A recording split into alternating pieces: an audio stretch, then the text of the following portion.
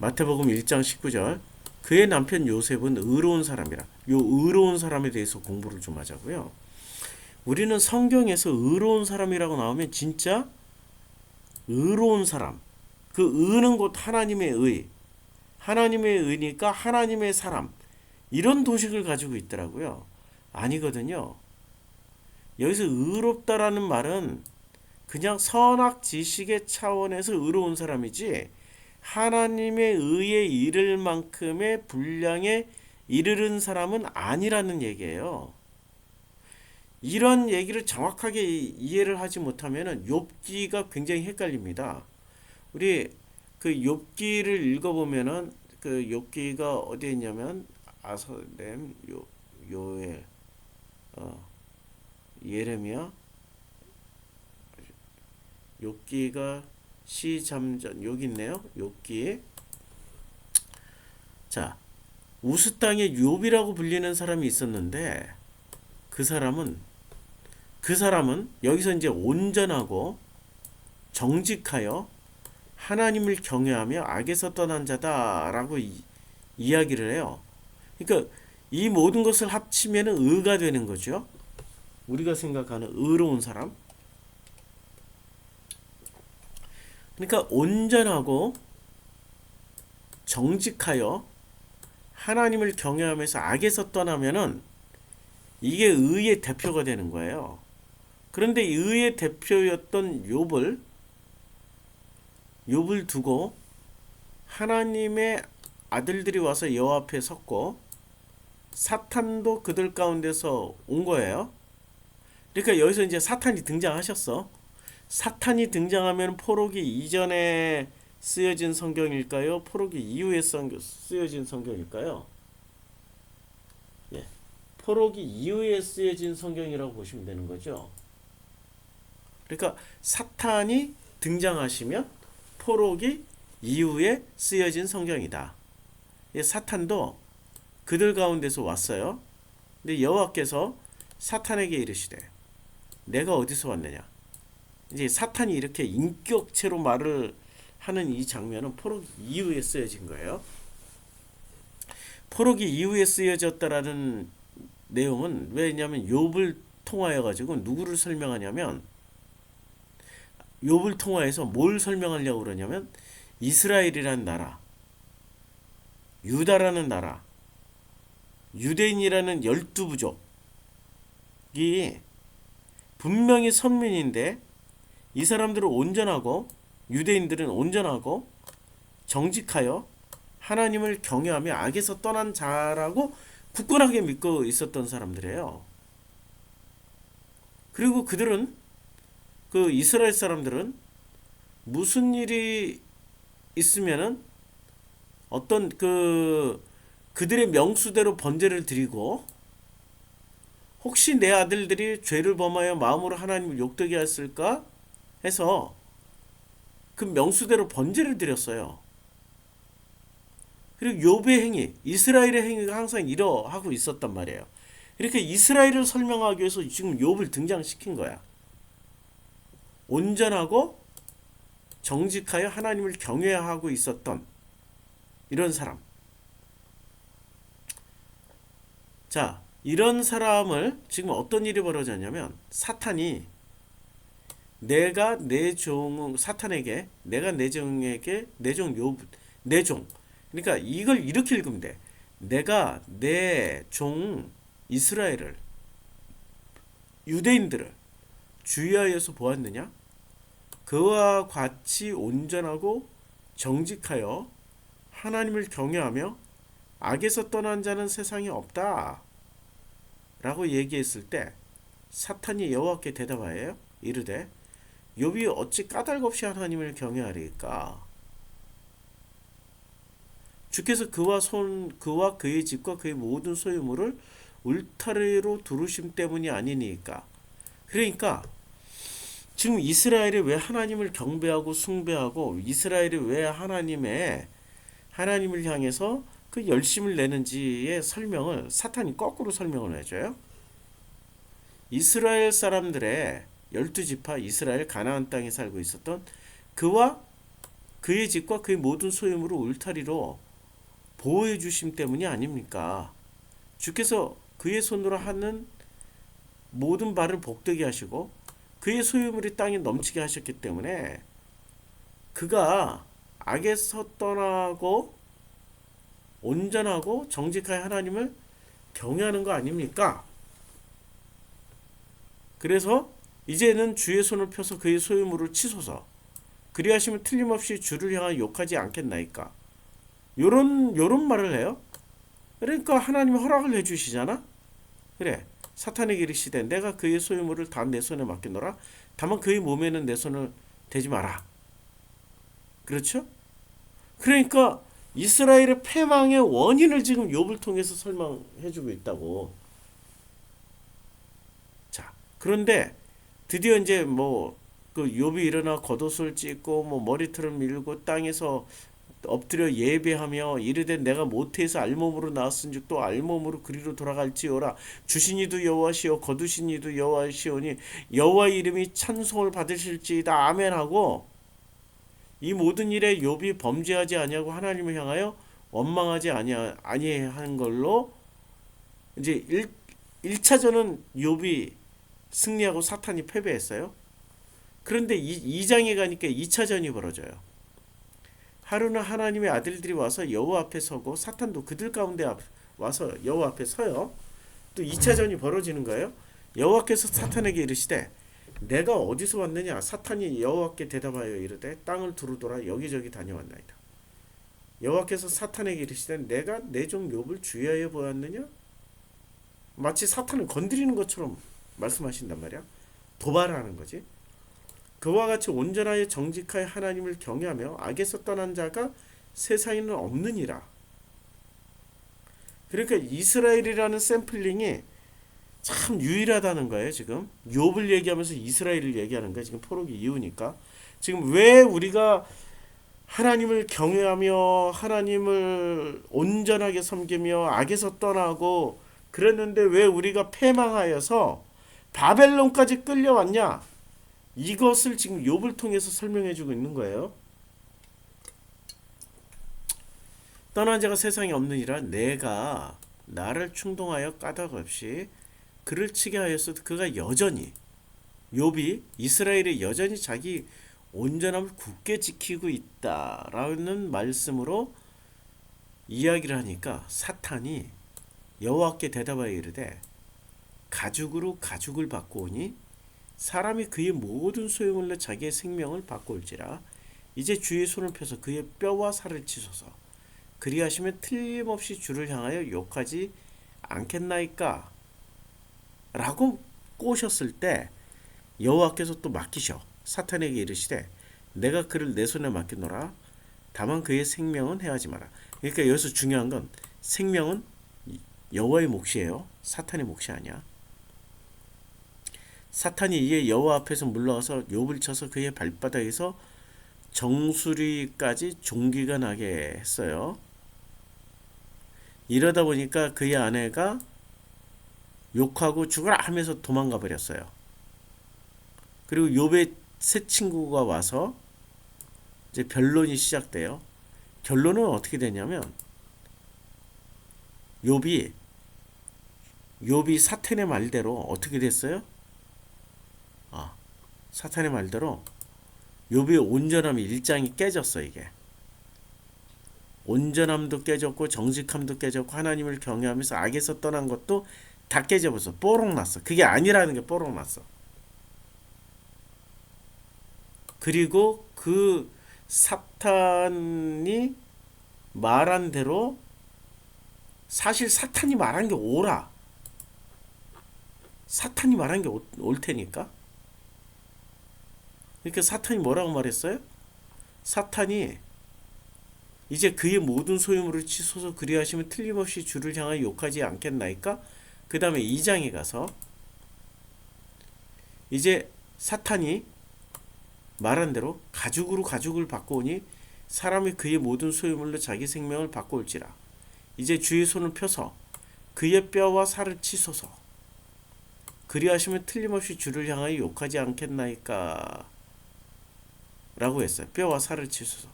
그러면 여기서 사탄이 살살 얘기하니까 하나님이 사탄의 말을 듣고 움직이시는 분이야. 참 이게 참 아이러니가 보통 아이러니 아니에요. 우리 기독교인들이 배운 상식으로는 하나님이 사탄을 부려야 되는데 사탄이 이렇게 이리저리 살살 얘기하니까 하나님이 사탄의 말을 들어줘. 천사의 말을 들어주는 게 아니라 사탄의 말을 들어줘. 이건 나중에 이제 얘기하죠. 나중에. 그러니까 여호와께서 분명히 여호와께서 사탄에게 이르시되 내가 그를 내 손에 맡기노라. 다만 그의 생명은 해하지 마라. 그래서 생명만 빼고 사탄이 다쳐. 사탄이 치는 거예요. 여호와의 허락을 받고 욥을 쳐서 그의 발바닥에서 정수리까지 다치니까 어떤 일이 벌어져요? 무지한 말로 이제 욥이 여호와께 대답해요. 주께서는 못하실 일이 없사오며 요때 못하실 일이 뭐 천지 괴병 모든 일을 다 하신다는 얘기가 아니라 나 같은 의인도 치신다. 나 같은 흠이 없는 사람도 치시는 분이구나. 정말 상식과 고정관념을 뛰어넘는 하나님이시구나라는 고백이에요. 지금 여기서 42장 2절을 못하실 일이 없다라는 그런 얘기뿐만이 아니라 무슨 계획이든 못 이루실 것이 없는 줄 아오니 무지한 말로 이치를 가리는 자가 누구니까. 자, 이제 욥이 고백하는 거예요. 나는 깨닫지도 못한 일을 말하였고 스스로 알 수도 없고 헤아리기도 어려운 일을 말하였나이다. 야, 욥이 뭐가 깨졌어요? 자기의 의, 자기의 종교심, 자기의 온전함, 죄 없음이 다 깨져버린 거야.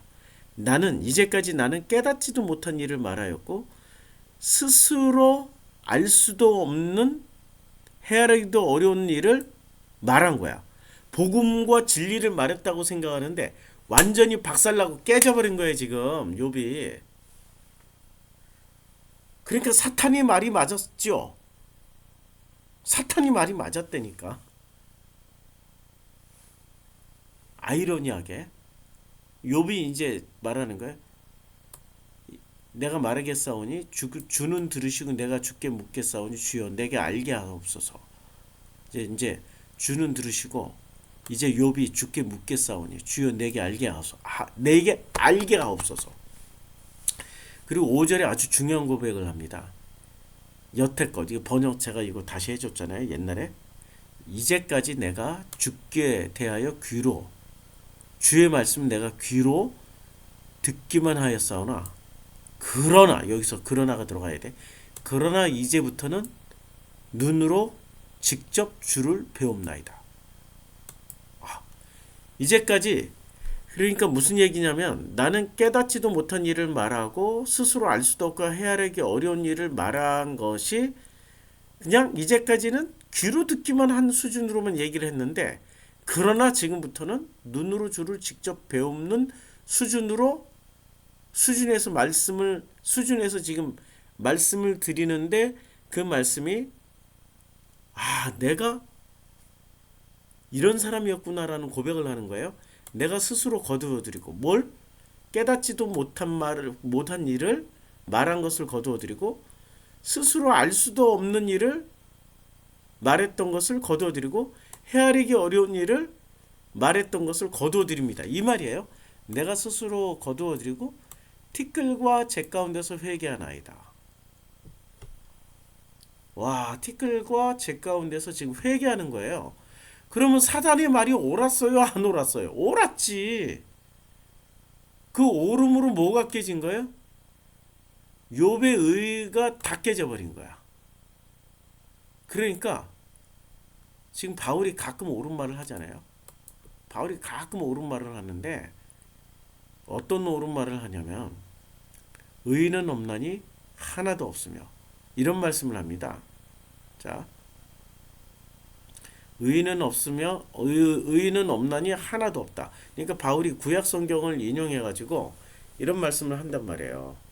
의인은 없나니 하나도 없다. 이걸 로마서 1장에서 찾으려고 그러니까 갑자기 찾으려니까 못 찾겠는데 있어요. 좌우지간. 의인은 없나니 하나도 없다라는 얘기를 해요.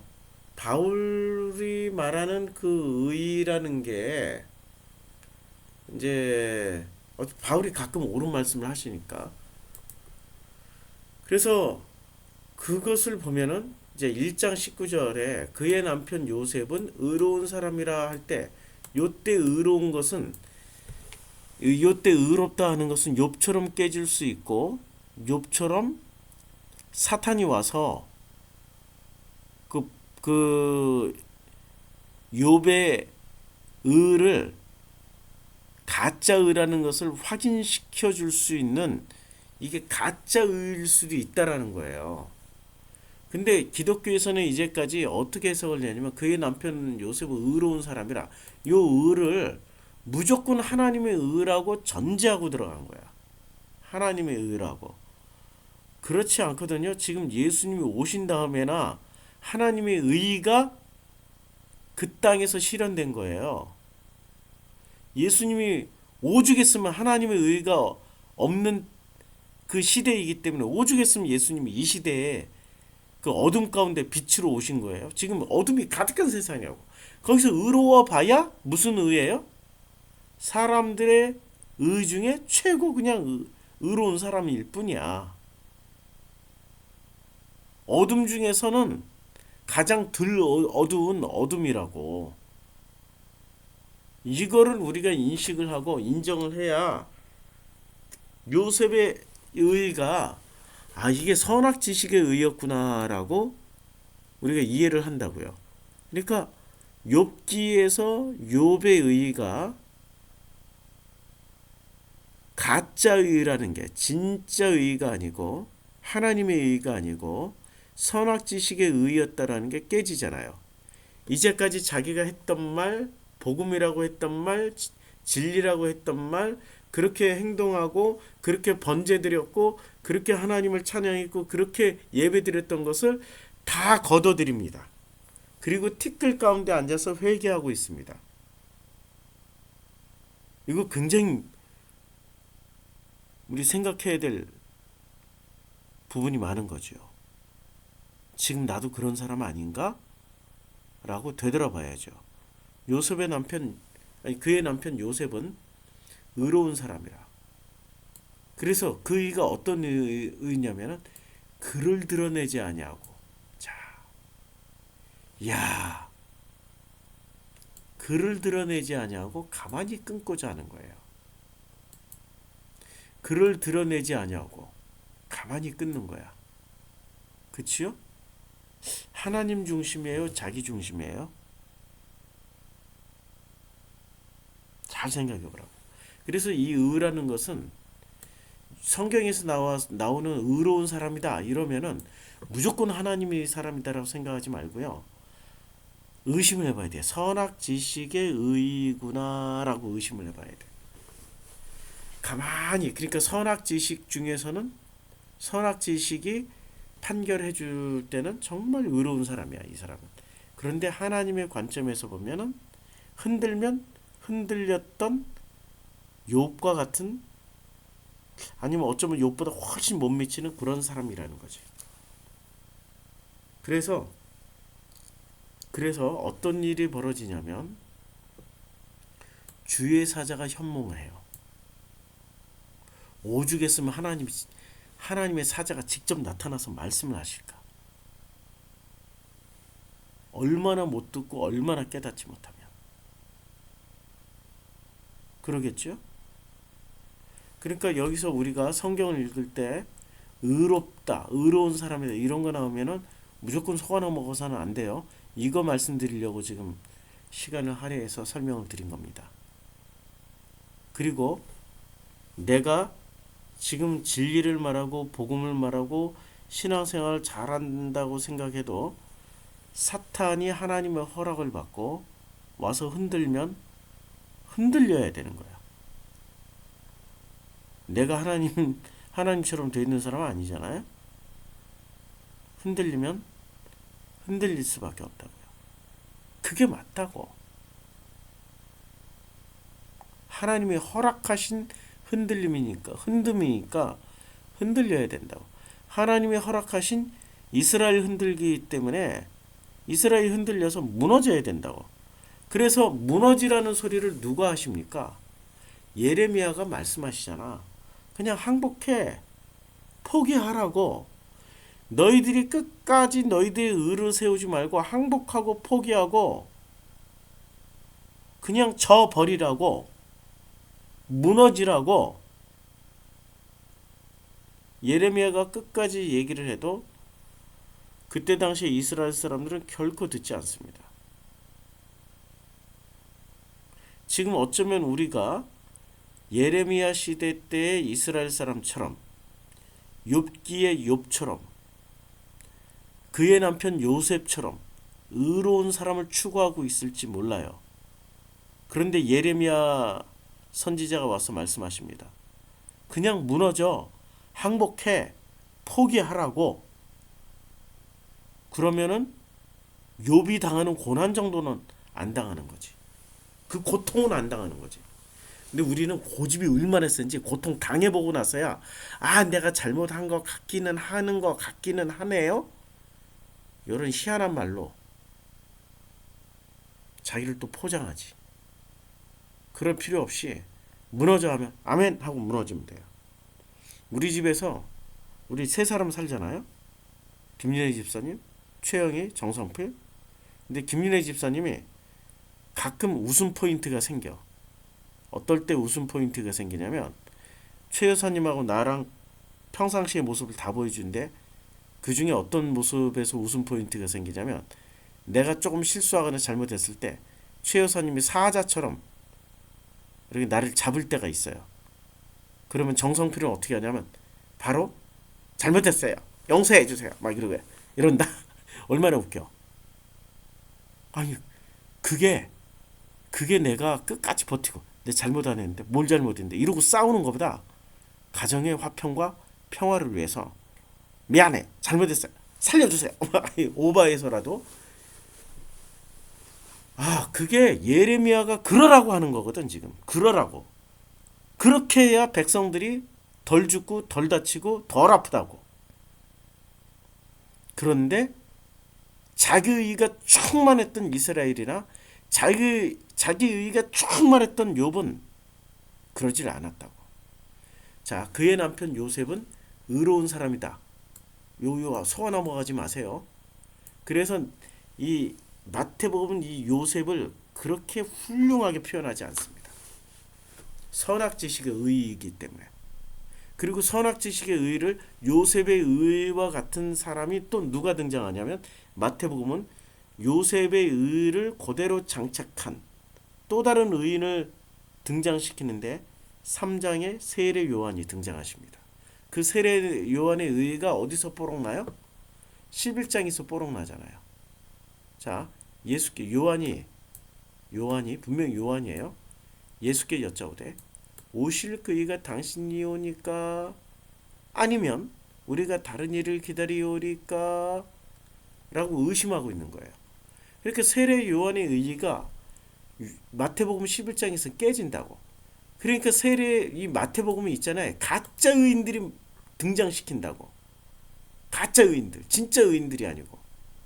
그 가짜 의인 중에 한 사람이 요셉이라는 의로운 사람이 등장하고 3장에서는 세례 요한이라는 가짜 의인이 또 등장을 해요. 지금 마태는 기가 막히게 이스라엘을 까고 있다고요. 너희들이 예수를 받아들여야만 하는 이유를 마태는 가짜 의인 요셉, 가짜 의인 세례 요한을 등장시켜서 기가 막히게 설명하고 있다고.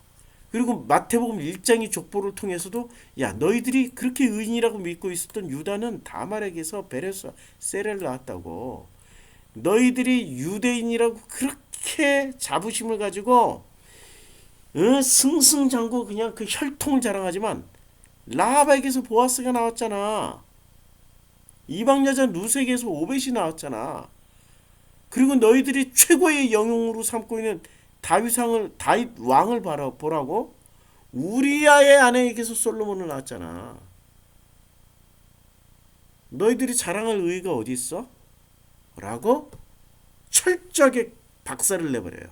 마태는 이스라엘 사람들, 유대인들의 의를 완전히 박살을 낸다고.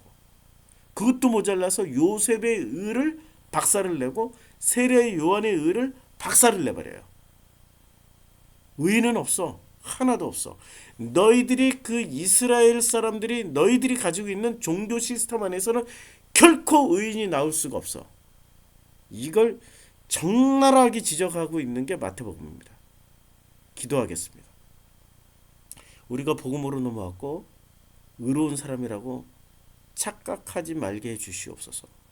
오직 하나님의 은혜로 살아가는 것 뿐이지 우리의 의로, 우리의 진리로, 우리가 깨달은 복음으로 살아가는 것은 결코 아닙니다. 하나님의 은혜로만 살아갑니다. 마태복음을 통해서 알게 해주심을 감사드립니다. 예수님의 이름으로 기도드렸습니다. 아멘.